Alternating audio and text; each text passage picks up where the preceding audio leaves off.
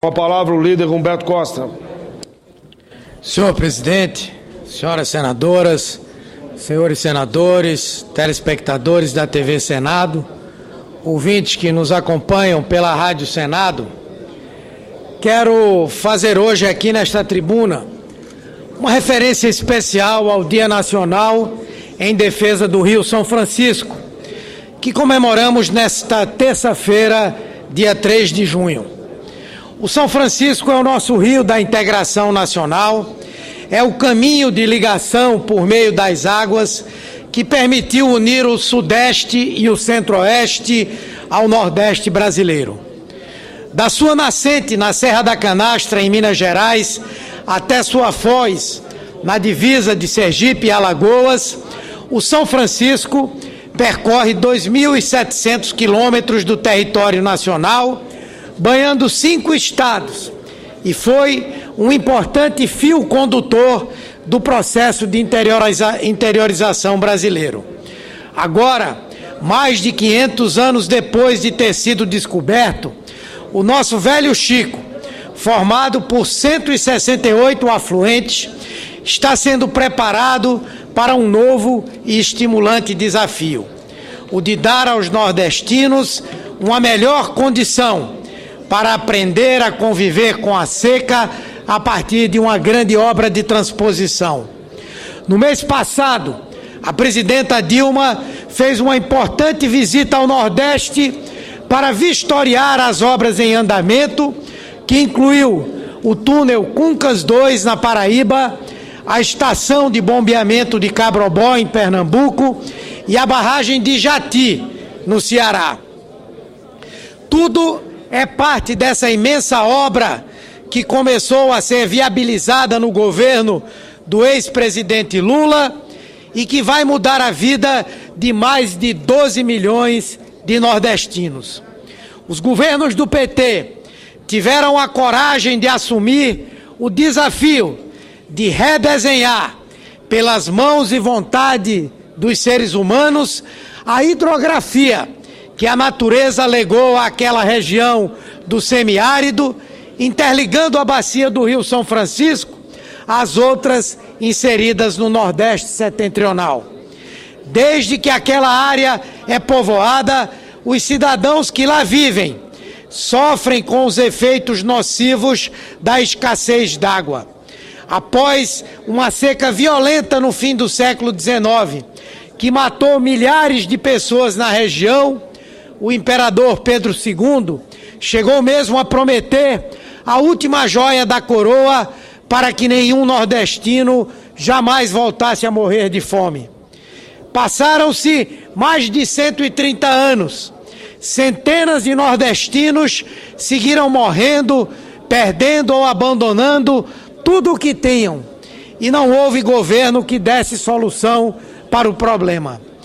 E não se fala aqui de acabar com a seca, porque isso seria impensável, mas de oferecer meios para que a população do semiárido possa conviver com esse fenômeno climático inerente à região. Foi preciso a determinação do então presidente Lula para que o governo federal interviesse decisivamente na integração do Rio São Francisco e depois de séculos nós tivéssemos uma resposta concreta ao enfrentamento do problema. Obviamente esta obra hídrica, que é uma das maiores do mundo, não é algo fácil de se fazer. Muitos percalços foram encontrados em razão das variáveis humanas, geológicas e topográficas existentes em toda a região. E em razão da própria extensão do projeto, para se ter uma ideia da complexidade, a transposição envolve a construção de 36 barragens, 7 túneis, 63 pontes, 35 passarelas e 165 tomadas de água. A extensão é tanta que quando começar a correr água no eixo norte a partir de Cabrobó, onde a presidenta esteve no mês passado, levará 11 meses até que todos os seus reservatórios estejam cheios e chegue água ao último município de destino, a 402 quilômetros de lá. Todas as variáveis que apareceram ao longo do percurso foram estudadas, avaliadas, tratadas e, quando necessário, readequadas para que o projeto pudesse avançar com a velocidade que a situação demandava. Nossos governos assumiram essa bandeira nascida de um projeto de décadas atrás e, com essa força própria do povo brasileiro, enfrentaram as dificuldades para vencer a luta. E o que fizeram os outros? Quando governaram o país, nada fizeram pelo Nordeste. Assistiram à miséria galopar no Nordeste, aprofundando ainda mais o abismo da desigualdade social e regional no nosso país. E quando foram para a oposição, o que fizeram? Também não fizeram nada, a não ser dizer que é fácil fazer exatamente aquilo que nunca fizeram quando foram governo, seja por falta de vontade, seja por falta de competência. Enquanto os nossos adversários, a oposição, em especial o PSDB, têm a mostrar anos de inação, nós teremos a apresentar ainda este ano 100 quilômetros de água correndo por cada um dos canais de aproximação dos eixos norte e leste da transposição do Rio São Francisco. Esta é a diferença entre quem faz e quem diz que faz. Mas, quando teve a oportunidade de fazer, nada fez. É a diferença entre quem trabalha para mudar este país e quem insiste em trabalhar para que este país nunca mude. Hoje, as obras físicas do projeto de integração do São Francisco já apresentam cerca de 60% da sua execução. A interligação vai levar água para consumo humano, animal e para ações que vão alavancar o desenvolvimento socioeconômico do Nordeste, beneficiando diretamente 390 municípios dos estados de Pernambuco, Ceará, Paraíba e Rio Grande do Norte. Todas as etapas estão 100% contratadas. Todas as metas de execução estão em atividade. Tudo ruma para que entreguemos esta obra concluída já no ano que vem.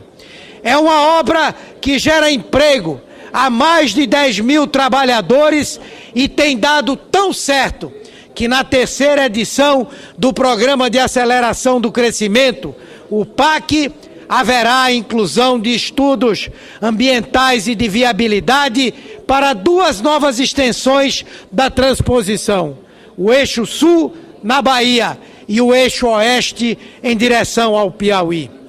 Paralelamente, o governo federal atua com mais de 6 mil carros-pipa do Exército Brasileiro e até o fim deste ano terá legado à região mais de 1.100.000 cisternas, que junto com outros grandes projetos, como açudes, barragens, ramais e sistemas adutores, serão marcas indeléveis na questão da segurança hídrica da região.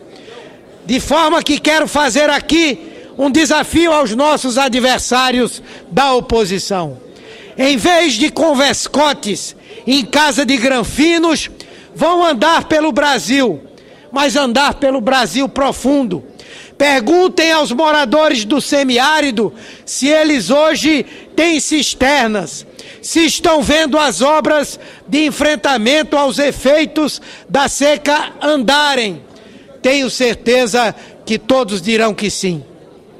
Se querem conhecer a realidade, façam como a presidenta Dilma, que no exercício de suas funções tem viajado pelo país no acompanhamento dessas obras de suma importância para todos os brasileiros. Em vez de criticarem raivosamente as viagens institucionais da presidenta, tomem conta da própria agenda. No caso de não terem uma consistente como a dela, como é o que parece, trabalhem para criar uma agenda positiva para o Brasil, ao invés de andarem na contramão, olhando o país pelo retrovisor. Dilma age como presidenta do Brasil. E digo isso porque ela vai dar continuidade a essa agenda de mudanças para o nosso país, com a qual ela é profundamente comprometida. Como chefe de Estado e chefe de governo, ela vai seguir acompanhando todas as obras em andamento e inaugurando todas aquelas concluídas, até quando a lei lhe permitir, queira a oposição ou não.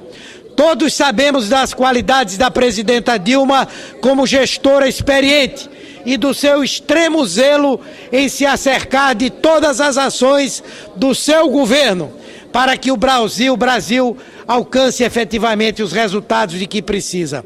E como a desinformação é mãe da ignorância, eu venho aqui nesse Dia Nacional de Defesa do Rio São Francisco, exatamente para jogar luzes sobre uns poucos esclarecidos em relação à extensa dimensão desse projeto de integração em curso no semiárido.